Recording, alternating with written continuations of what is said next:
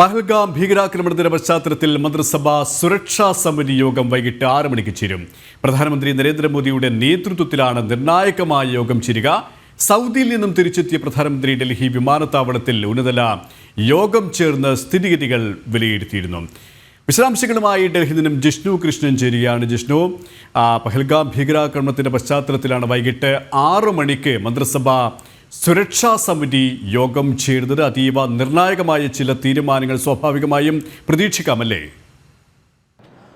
K P. മന്ത്രിസഭയുടെ സുരക്ഷാ സമിതി യോഗം ചേരുമ്പോൾ തീർച്ചയായും ആ യോഗത്തിലുണ്ടാകുന്ന തീരുമാനങ്ങൾ ഏറെ നിർണായകമായിരിക്കും. നയതന്ത്ര തലത്തിൽ മാത്രമല്ല, സൈനിക തലത്തിലും പഹൽഗാമിൽ വീണ ചോരയ്ക്ക് മറുപടി നൽകാനുള്ള തയ്യാറെടുപ്പ് ഇതിനോടകം തന്നെ രാജ്യം നടത്തുകയാണ്. അതിനിടയിലാണ് കേന്ദ്ര സർക്കാരിൽ ആഭ്യന്തര സുരക്ഷ, ഒപ്പം പ്രതിരോധം, കൂടാതെ കൗണ്ടർ ടെററിസം ഈ വിഷയങ്ങളുമായി ബന്ധപ്പെട്ട നിർണായക തീരുമാനങ്ങൾ എടുക്കാൻ അധികാരമുള്ള കേന്ദ്ര മന്ത്രിസഭയുടെ സുരക്ഷാ സമിതി യോഗം ചേരുന്നത്. അതിൽ പ്രധാനമന്ത്രി നരേന്ദ്രമോദിയുടെ അധ്യക്ഷതയിലാണ് യോഗം ചേരുക. പ്രധാനമന്ത്രി, കൂടാതെ പ്രതിരോധ മന്ത്രി രാജ്നാഥ് സിംഗ്, ആഭ്യന്തരമന്ത്രി അമിത്ഷാ, ധനമന്ത്രി നിർമ്മല സീതാരാമൻ, വിദേശകാര്യമന്ത്രി എസ് ജയശങ്കർ, കൂടാതെ ക്യാബിനറ്റ് സെക്രട്ടറി, പ്രതിരോധ സെക്രട്ടറി തുടങ്ങിയവർ മാത്രമാണ് ഈ നിർണായകമായ യോഗത്തിൽ പങ്കെടുക്കുക. അതായത് നേരത്തെ ഞാൻ സൂചിപ്പിച്ചതുപോലെ രാജ്യത്തിന്റെ ആഭ്യന്തര സുരക്ഷ, പ്രതിരോധം, കൗണ്ടർ ടെററിസം ഈ വിഷയങ്ങളിൽ നിർണായകമായ തീരുമാനങ്ങൾ എടുക്കാനും അത് നടപ്പാക്കാനും അധികാരമുള്ള സമിതിയാണ് ഇന്ന് വൈകിട്ട് 6 മണിയോടുകൂടി പ്രധാനമന്ത്രിയുടെ അധ്യക്ഷതയിൽ യോഗം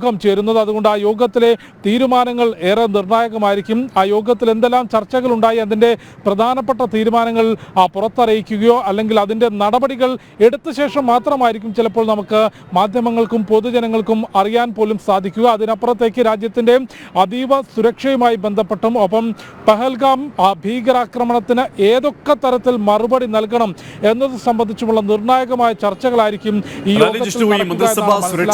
യോഗത്തിൽ സൂചിപ്പിച്ചതുപോലെ തന്നെ അതീവ തന്ത്രപ്രധാനമായ തീരുമാനങ്ങളാണ് എടുക്കുക. അത് മാധ്യമങ്ങളോട് വെളിപ്പെടുത്തില്ല, മറ്റ് രീതിയിൽ അതിലെ തീരുമാനങ്ങൾ പുറത്തു വരില്ല. എന്താണോ തീരുമാനിച്ചത് അത് പ്രവൃത്തിപഥത്തിൽ എത്തിച്ചതിന് ശേഷമായിരിക്കും കാര്യങ്ങൾ മനസ്സിലാക്കാൻ സാധിക്കുക. ഇതിനു മുമ്പും ഇത്തരത്തിൽ ഭീകരതയ്ക്ക് അതിശക്തമായ തിരിച്ചടി നൽകിയിട്ടുണ്ട്. ആ ഒരു ഘട്ടത്തിൽ തന്നെ ഇത്തരത്തിലുള്ള സുരക്ഷാ സമിതി യോഗം ചേർന്നിട്ടുമുണ്ട്.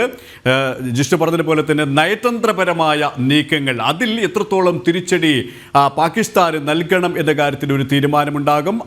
അതുമാത്രമല്ല, അതിശക്തമായ രീതിയിലുള്ള സൈനിക ഇടപെടൽ, സൈനിക നടപടി, ഭീകരതയ്ക്ക് സൈന്യം അതിൻ്റെതായ ഭാഷയിൽ തന്നെ മറുപടി നൽകും. അത്തരത്തിലുള്ള സുപ്രധാനമായ തീരുമാനങ്ങൾ എടുക്കുന്ന അതീവ നിർണായകമായ യോഗം അല്ലേ? കെ.പി. തീർച്ചയായും നയതന്ത്ര തലത്തിൽ പാകിസ്ഥാനുമായി വളരെ കൃത്യമായി മുൻപേ തന്നെ ഭാരതം കൃത്യമായിട്ടുള്ള നിലപാട് വ്യക്തമാക്കിയിട്ടുണ്ട്. ഒപ്പം സ്വാഭാവികമായും ഇത്തരത്തിലുള്ള ഭീകരാക്രമണങ്ങൾ ഉണ്ടാവുകയും ആ ഭീകരാക്രമണങ്ങൾക്ക് പിറകിൽ പാകിസ്ഥാനിൽ നിന്നുള്ള ഭീകര സംഘടനകൾ, പാക് കേന്ദ്രീകൃത ഭീകര സംഘടനകളും പാകിസ്ഥാനിൽ ആയുധ പരിശീലനം ലഭിച്ചവരുമാണ് എന്ന വാർത്തകളും എന്ന റിപ്പോർട്ടുകളും പുറത്തുവരുമ്പോൾ സ്വാഭാവികമായി നയതന്ത്ര തലത്തിലുള്ള നടപടികൾ സ്വീകരിക്കും. അതിനപ്പുറത്തേക്കുള്ള നടപടികൾ, കാരണം പ്രധാനമന്ത്രി നരേന്ദ്രമോദിയുടെയും കഴിഞ്ഞ 2014 ശേഷം മോദി സർക്കാർ നടപടികളും കീഴ്വഴക്കങ്ങളും പരിശോധിക്കുമ്പോൾ നയതന്ത്ര തലത്തിൽ മറുപടി നൽകുകയും നയതന്ത്ര തലത്തിൽ മാത്രം മറുപടി നൽകിക്കൊണ്ട് ആ വിഷയത്തെ ഒതുക്കുന്നതിനപ്പുറം ആ തോക്കിന് തോക്കുകൊണ്ട് തന്നെ മറുപടി നൽകിക്കൊണ്ട് രാജ്യത്തിന്റെ അഖണ്ഡതയെ ചോദ്യം ചെയ്തുകൊണ്ട് നമ്മുടെ മണ്ണിൽ വീഴ്ത്തിയിട്ടുള്ള ചോരയ്ക്ക് അതേ നാണയത്തിൽ മറുപടി നൽകുക എന്ന കൃത്യമായ നയം തന്നെയാണ് മോദി സർക്കാർ കഴിഞ്ഞ കാലങ്ങളിൽ തീരുമാനിച്ചിട്ടുള്ളത്. അതുകൊണ്ട് ഇതിനോടകം തന്നെ പാകിസ്ഥാനുമായുള്ള നയതന്ത്ര ബന്ധം പരിശോധിക്കുമ്പോൾ അതിർത്തിയിൽ സമാധാനം ഉറപ്പാക്കാതെ ഇനി ഉഭയകക്ഷി ചർച്ചകൾ നടത്തില്ല എന്ന തീരുമാനം നേരത്തെ ഭാരതം കൈക്കൊണ്ടിരുന്നു.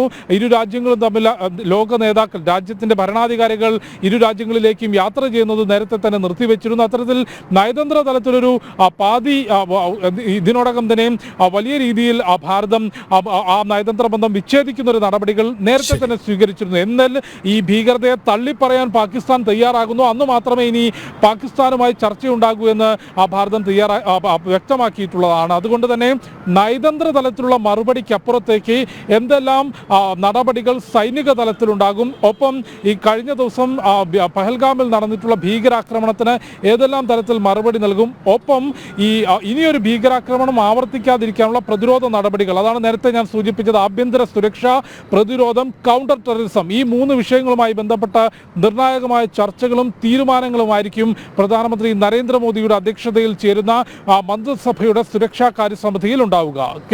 ജിഷ്ണു കൃഷ്ണനാണ് വിശദാംശങ്ങൾ നൽകിയത്.